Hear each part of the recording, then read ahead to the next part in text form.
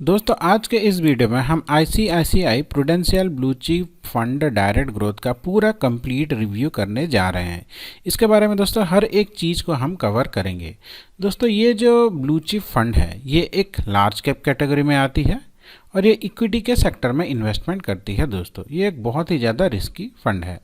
अब दोस्तों इसके रिटर्न की बात करें तो पिछले 3 साल का ऑन एन एवरेज रिटर्न 19.97% का रहा है। दोस्तों कोई म्यूचुअल फंड अगर लार्ज कैप कैटेगरी में है और वो 19.97% का सालाना रिटर्न दे रहा है तो उसको बहुत ही शानदार म्यूचुअल फंड माना जाएगा। अब दोस्तों अगर इसकी रिटर्न की यहाँ पे देखें तो दोस्तों पिछले एक महीने में इसका रिटर्न 3.74% का है, पिछले छः महीने का रिटर्न 18.35% का है, एक साल का 29% का है, 3 साल का जैसे कि हमने देखा 19.97% का है, 5 साल का 17.83 और ओवरऑल इसकी रिटर्न की बात करें तो 16% का एनुअल रिटर्न हो जाता है। दोस्तों यानी कि दोस्तों हम ये मान के चलते हैं कि अगर आप यहाँ पे इन्वेस्टमेंट करते हैं तो कम से कम आपको 15% का तो रिटर्न मिलना ही मिलना है सालाना।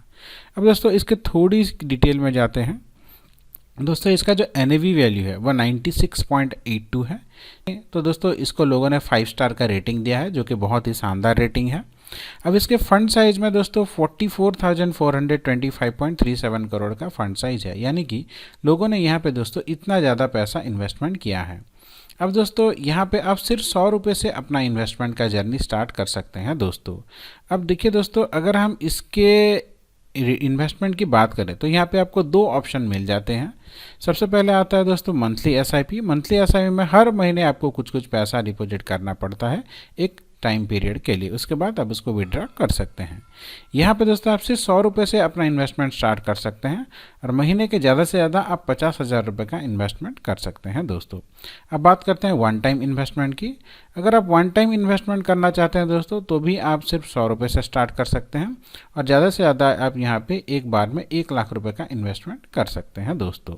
अब दोस्तों अगर हम थोड़ा सा नीचे जाए, देखिए इसका होल्डिंग्स के बारे में आ जाता है। दोस्तों मतलब अगर आप यहाँ पे ऐसा निवेश करते हैं आपके पैसों के कौन कौन से कंपनी में इन्वेस्ट करेगी, जैसे कि ICICI, L&T, Reliance industry, Infosys, axis, HDFC bank, जितने भी लार्ज कैप कंपनी है दोस्तों, जितने भी इंडिया के बहुत ही शानदार कंपनी है वहाँ पे ये इन्वेस्टमेंट करती है। दोस्तों अब इसके होल्डिंग एनालिसिस करें तो देखिए इसका जो इक्विटी सेक्टर में इसका इन्वेस्टमेंट है 94.8% का है, कैश में 4.7 और डेब्ट में 0.5% का इन्वेस्टमेंट है। दोस्तों अब देखिए दोस्तों अगर हम इसके कुछ एडवांस रेशियो की बात करें, मेनली दोस्तों जब भी आप कोई म्यूचुअल फंड को एनालिसिस करते हैं तो इन्हीं के ये बहुत ही इंपॉर्टेंट हो जाता है।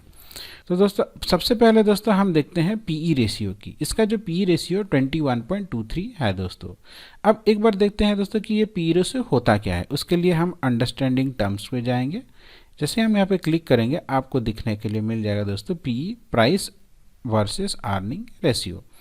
अब ये क्या होता है दोस्तों, weighted average of the PE of underlying securities. PE is the ratio of current share price to the company's earning per share, यानी कि एक शेयर पे कंपनी का कितना प्रॉफिट हो रहा है उसके हिसाब से ये दिखाता है। दोस्तों generally over price stock have high PE ratio and under price stock have low PE ratio. इसका मतलब PE रेशियो जिस कंपनी का जितना अच्छा होगा वहाँ पे आपको उतना ज़्यादा प्रॉफिट होने के चांसेस है। दोस्तों अब आते हैं दोस्तों PB रेशियो। PB रेशियो का मतलब होता है दोस्तों price book ratio, weighted average of the PB of underlying securities.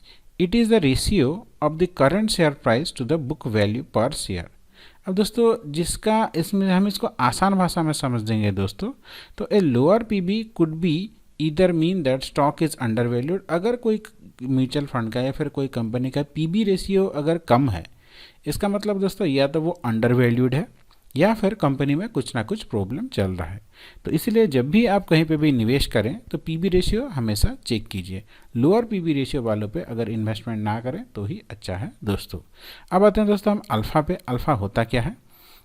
Alpha का मतलब होता है दोस्तों इसका जो बेंचमार्क होता है, बेंचमार्क जितना दोस्तों परफॉर्मेंस करता है कोई म्यूचुअल फंड या फिर कोई कंपनी, उसका अल्फ़ा जितना ज़्यादा होगा उस हिसाब से उसका ग्रोथ होता है। दोस्तों यानी कि alpha is 1, it means the stock has outperform the benchmark by 1%।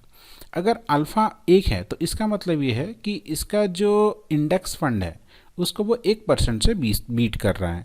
Alpha अगर -1 है, इसका मतलब इंडेक्स फंड को 1% से ये नीचे चल रहा है। मान लीजिए दोस्तों अभी निफ्टी 50 का जो ग्रोथ है, मान लीजिए वो 10% से ग्रो करता है। तो अगर अल्फ़ा 1 है, मतलब ये जो म्यूचुअल फंड है वो 11% से ग्रो कर रहा है। अल्फ़ा 9 है तो ये अल्फ़ा अगर -1 हो जाता है तो ये 9% से ग्रो करता है। इस तरह से हम इसको कंपेयर कर सकते हैं। अब बीटा क्या होता है दोस्तों? Weighted average of the beta underlying securities. Beta measures the movement of the stock in relation to the overall market movement. अब ये कंपनी में, ये स्टॉक में कितना मूवमेंट हो रहा है उसको ये मेजर करता है। If beta is greater than 1 it means that stock is more volatile. अगर बीटा का वैल्यू 1 से ज़्यादा है तो बहुत वोलाटाइल है, बहुत फ्लक्चुएट है दोस्तों, ये स्टेबल नहीं है। अगर बीटा लेस देन 1 है, 1 से कम है, तो ये कम वोलाटाइल है। अब दोस्तों शार्प रेशियो ये क्या होता है दोस्तों? This helps understand the return of an investment company to its risk. अब ये रिस्क रिटर्न के रेशियो को ये बताता है। शार्प रेशियो ऑफ 1 to 2 और अबोव मीन्स ग्रेटर रिटर्न। अगर शार्प का रेशियो 3 या फिर 3 से ज़्यादा है तो यहाँ पे दोस्तों आपका जो रिटर्न है वो उतना ज़्यादा होता है, पर उस हिसाब से दोस्तों यहाँ पे आपका बढ़ जाता है उतना रिस्क। अब आते हैं दोस्तों सॉर्टिनो। सॉर्टिनो का मतलब क्या होता है दोस्तों? यहाँ पे दोस्तों जैसे कि आप देख सकते हैं, higher Sortino ratio better is the investment. Sortino ratio greater than 2 is considered to be good. अब सॉर्टिनो रेशियो का वैल्यू कम से कम 2 से ज़्यादा होना चाहिए। उस हिसाब से दोस्तों अगर हम इसको देखें तो देखिए सॉर्टिनो रेशियो जो है जो 2.73 है, जो इसके हिसाब से अच्छा है। शार्प रेशियो 1.27 है। बीटा 0.88 है, जैसे कि हमने देखा था बीटा का वैल्यू 1 से कम होना चाहिए। अल्फ़ा का वैल्यू, अल्फ़ा देखिए यहाँ पे है 4.08, अल्फ़ा का वैल्यू 1 से 0 होना चाहिए, मतलब ये भी सही है हमारा। पीबी रेशियो 3.25, ये भी सही है दोस्तों। पीई रेशियो 21.23, ये भी सही है दोस्तों। तो हमने इस जो टर्म का मीनिंग देखा था उन सभी के हिसाब से हमारा ये रेशियो सब खरा उतरता है दोस्तों। यानी कि हम ये कह सकते हैं कि हमारा ये जो ICICI प्रूडेंशियल फंड है ये एक बहुत ही अच्छा वेल परफॉर्म्ड म्यूचुअल फंड है दोस्तों। अब चलते हैं दोस्तों यहाँ पे मिनिमम इन्वेस्टमेंट की। जैसे कि हमने बात किया था, इसका मिनिमम इन्वेस्टमेंट कम से कम 100 रुपया है। अब इसमें से स्टार्ट कर सकते हैं दोस्तों। अब दोस्तों बात करते हैं इसके कुछ एक्सपेंस रेशियो की। दोस्तों एक्सपेंस रेशियो का मतलब क्या होता है दोस्तों?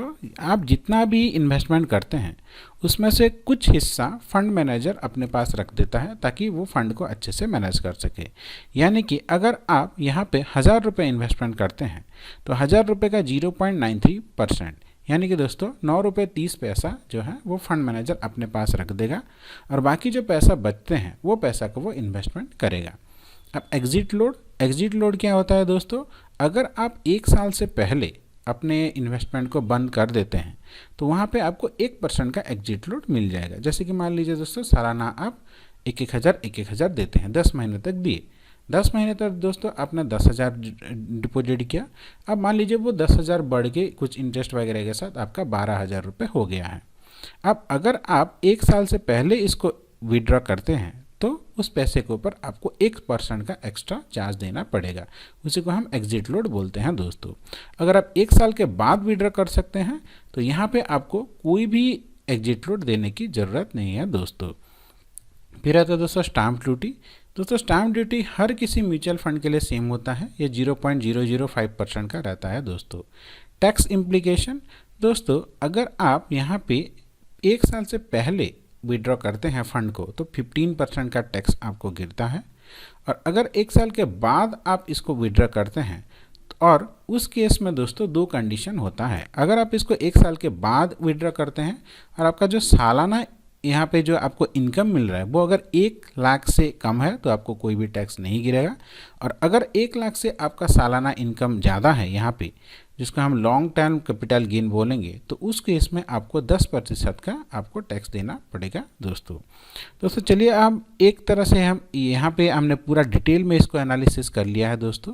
अब यहाँ पे एक बार हम SIP कैलकुलेटर पे भी देख लेते हैं कि अगर आप 15% हिसाब से हर महीने मान लीजिए सिर्फ 100 रुपये ही इन्वेस्टमेंट करते हैं तो आने वाले सालों में आपको कितना रिटर्न मिलने के चांसेस है।